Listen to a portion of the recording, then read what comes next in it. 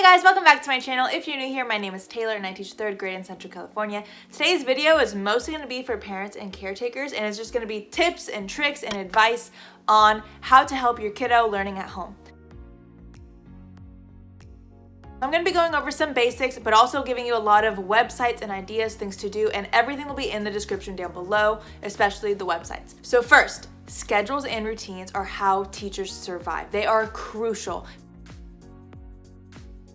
Kids rely on that schedule and routine, they count on it, and as soon as something does not go according to schedule or plan, they lose it. And I think we could all agree that none of this was according to schedule or plan. So yes, just make a basic schedule outline. I found one that I really like on Instagram, so I will share that here or here. So this is just a basic schedule. It does not have to necessarily go hour by hour, minute by minute. This is just a general idea and you can make your own from it. So as you can see, it just says before 9 a.m., wake up. Just wake up before 9 a.m. Then just between 9 and 10, get moving, go on a walk, do some flow stuff, whatever you gotta do. Really helps start your day. 10 to 11, academic time, but no electronics. Keep it simple, like books, flashcards. Super easy to make flashcards with your kiddos. It's a good activity for you guys to do together, but also helps them that way they can do it independently later. It says Sudoku, but I don't know who's doing Sudoku these days. Or journal. And to me, journaling is huge. Wake up, write down what you want to do for the day, what you thought about yesterday, how being present in today. Journaling is huge. That's the first thing I have my kids do. I walked in, they took out their journals, and I had a question or something on the board, but they were also welcome to write about anything they would like. So the journaling, tip top for me. Next is creative time. Draw, paint, color, sidewalk chalk, whatever it may be. Just get creative, get those juices flowing.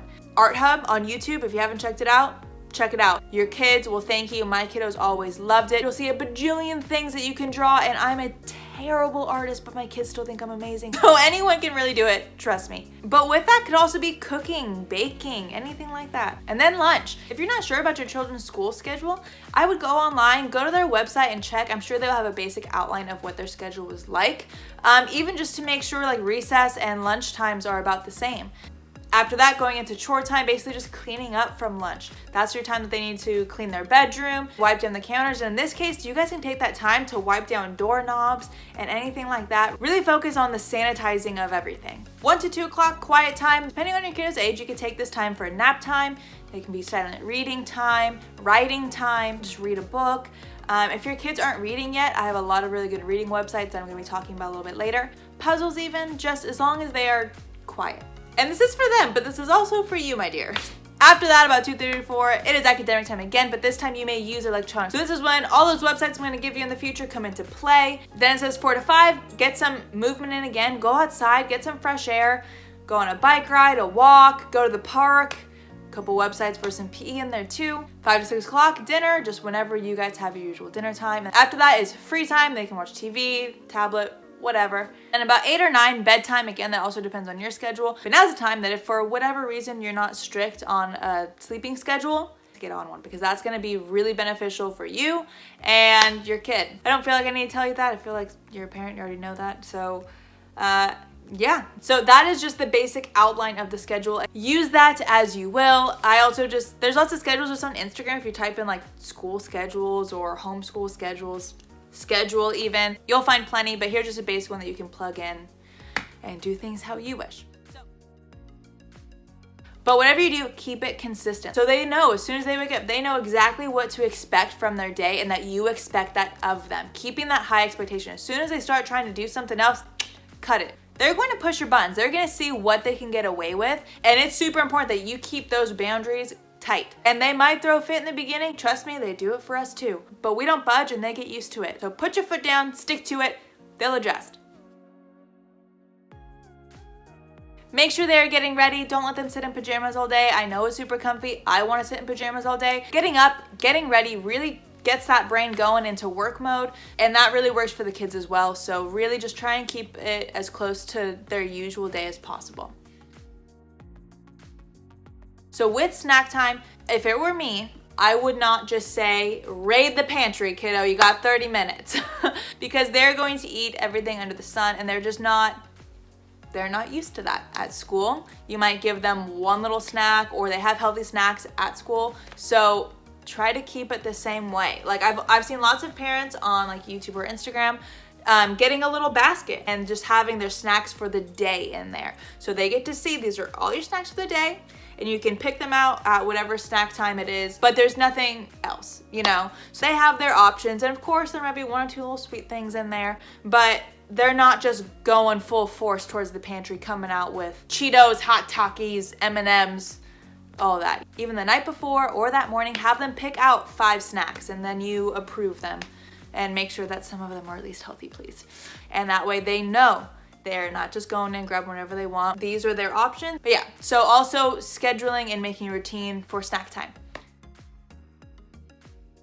With this, creating a space that they're going to be doing their work. Make sure that they know that this is their space for working and that is where the work gets done. They're not necessarily sitting in front of the TV trying to get their work done, because let's be real, that's not gonna happen. So try to make a designated area. I literally just made this designated area for my teaching stuff that I want to be doing. That's what I needed to help get me into that focus and excited to work. So have you and your kids make a space that they enjoy being in. And that's part of creative time. So during creative time, have them make a spot that they would like to be their study area. Okay, so digging into some actual resources now. So for reading, just some fun websites for reading skills and games and stuff. There's ABC Yeah. And that breaks down to grades 1, 2, 3, I think all the way up to 5 or 6. For younger kids, K through 2, I would say, there's STARFALL or an ABC Mouse. ABC Mouse, I think you might need an educator code, but STARFALL is completely free, and ABC Yeah is free as well. And those cover reading games, math games, kind of a little bit of everything. So that would be a good go-to just for straight up like technology playtime. Read alouds are super, super important for kids, whether it's you reading aloud to them. If you are too busy for read alouds or for whatever reason that just does not work, there are plenty of resources to help your kids with read alouds. The first is Storyline Online. My students actually told me about this one. They love it. It's just picture books that sometimes even like famous people are reading them. I think Justin Bieber read one. Anyway, it follows along with the book and it's just very visually stimulating. Then there's Story Nory. So that is a new one for me that I was just introduced to. And this one breaks it down into like mythical stories, poems, classic authors, fairy tales, educational.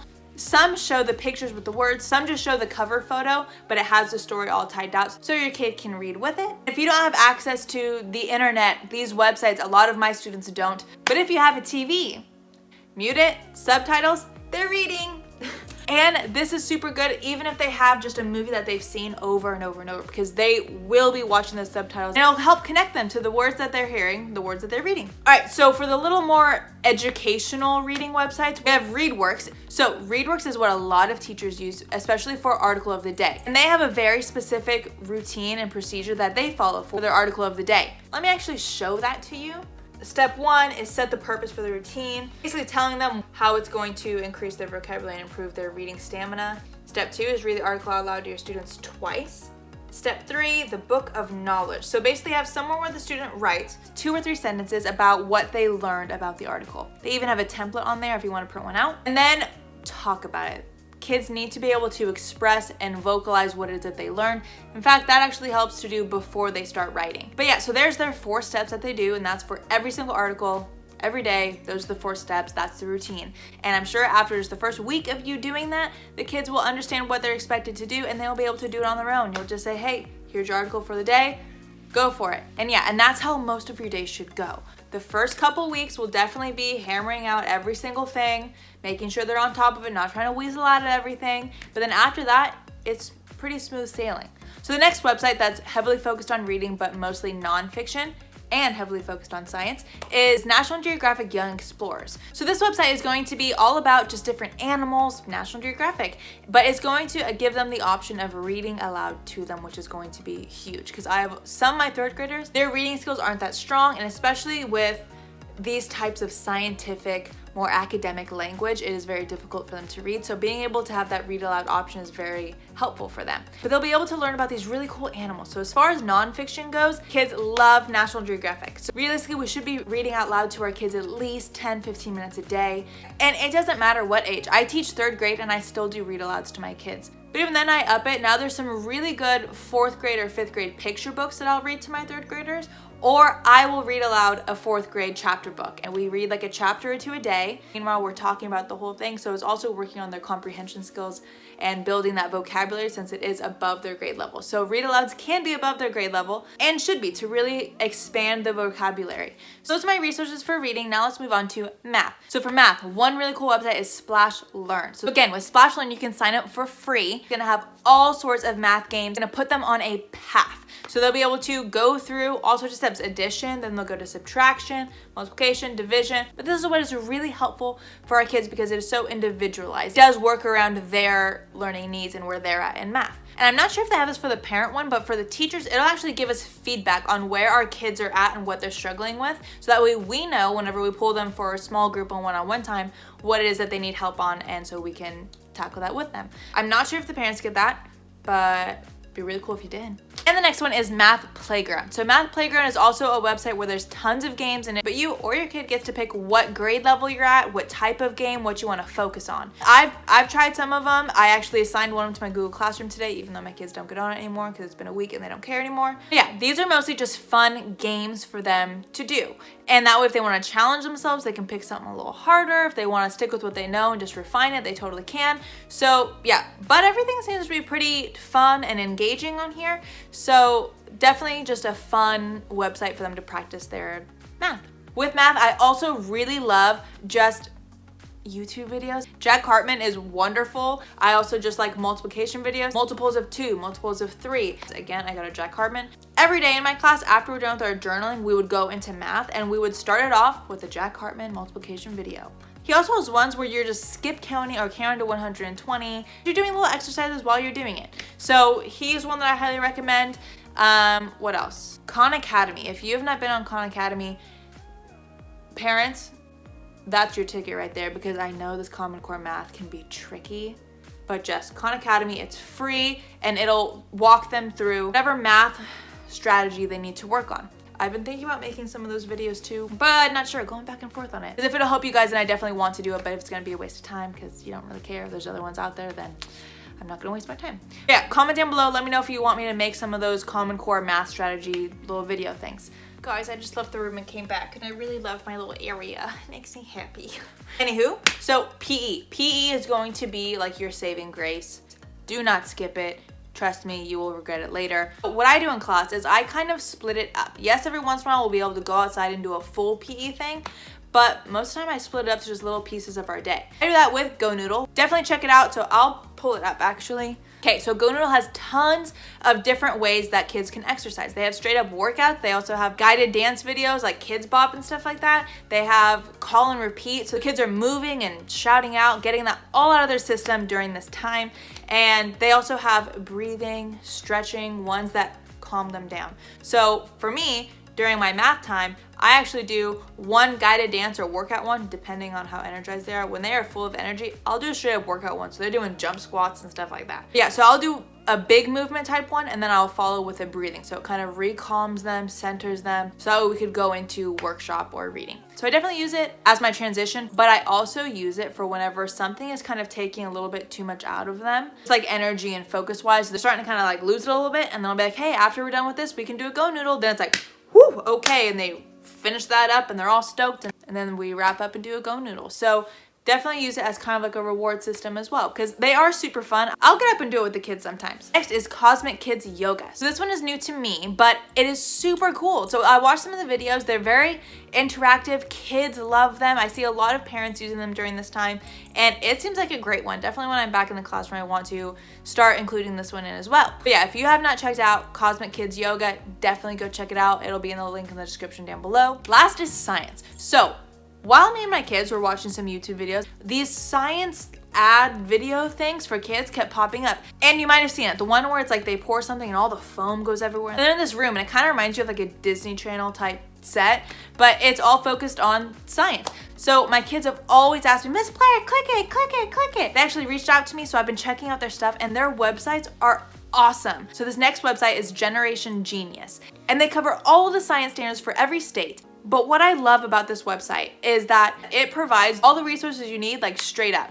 Like you can print out the lessons, it tells you exactly what standards. The videos are super engaging. The breakdown that gives you to explain the actual science behind these things are actually read aloud. So you can click a little speaker button and it'll read it aloud to you, which is perfect for kids because that means I can show this in class if I want to, or I can just assign it as an independent thing during workshop and it'll read it to them, or they can read it themselves, and they go through the whole process of the experiment and then they get to watch this super engaging video, which is just, again, just like foam everywhere and just high energy. And they're just really good at breaking down these really difficult concepts down to the basics into a way that kids can understand. So I am super into this website right now. They have all kinds of lessons and they break it down between K through 12, 3 through 5, and they just have such great detail in their lessons, in their videos, the way they explain things. And again, I just love that they're able to read it aloud to our kids because that's what changes it from just being a whole group thing to a more independent, and getting them to be curious on their own so that way they can go and look into all the different experiences, learn more about science, be more curious, get more hands-on. So if it were me and I was home with my kiddos during this quarantine time, I would definitely address our math and reading, but I would make sure that we made time for science because that is one subject that our kids will always get excited about, and that is one subject that as teachers we are so heavily focused on math and reading, we don't always get a chance to go the extra mile and teach science. But a website like this makes it super easy to just plug into a certain part of our day. They're giving teachers a free trial. I'm not sure how long. It's definitely worth checking out. If you're a parent, I'd reach out too, see if that's possible for you to get your hands on, or just get an idea of what it is that they're doing. Okay, so I think those are all the resources that I have for you today. I hope that they are really helpful. Just please take this time, enjoy this extra time with your kiddos. I know it can be stressful, but make the best of it, because if I can promise you anything, it is that your kids are so excited to have this extra time with you. And yeah, I hope you're doing well through all this chaos. That's all I have for you. So all of my resources are gonna be linked down below. If you have any questions, do not hesitate to ask. Just comment down below or find me on Instagram, Teach Me Something Good, same name. Shoot me a message, slide in my DMs, ask me a question. All right, so if you like this video, please give me a big thumbs up, subscribe down below if you haven't already, and I'll see you soon.